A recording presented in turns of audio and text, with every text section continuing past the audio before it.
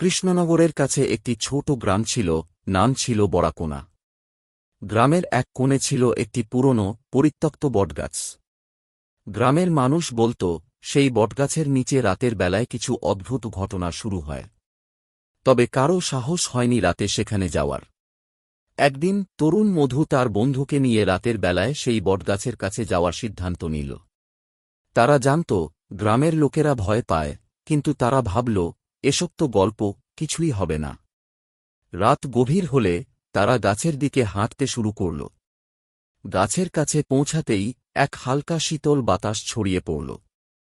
মধু হঠাৎ পেছনে ফিরে দেখল তার বন্ধু অজান্তেই অদৃশ্য হয়ে গেছে। মধু ভয় পেয়ে চিৎকার করল, কিন্তু তার গলা বের হল না। সে কিছু বুঝে উঠতে পারল না।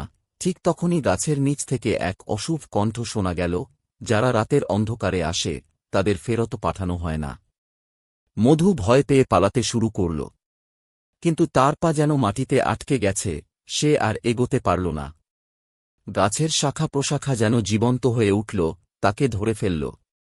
তখন গাছের কোণে সে দেখল তার বন্ধুর নিথর দেহ পড়ে আছে, তার চোখে এক অদ্ভুত হালকা আলো। এটি ছিল সেই গাছের শাস্তি, যারা সাহস করে তার কাছে যায় তাদের আত্মা চিরকাল বন্দী হয়ে যায়। পরদিন গ্রামের লোকেরা মধু ও তার বন্ধুর নিথর দেহ উদ্ধার করেছিল, কিন্তু তাদের মুখে ছিল সেই হাসি, যে হাসি কখনোই ভুলবে না।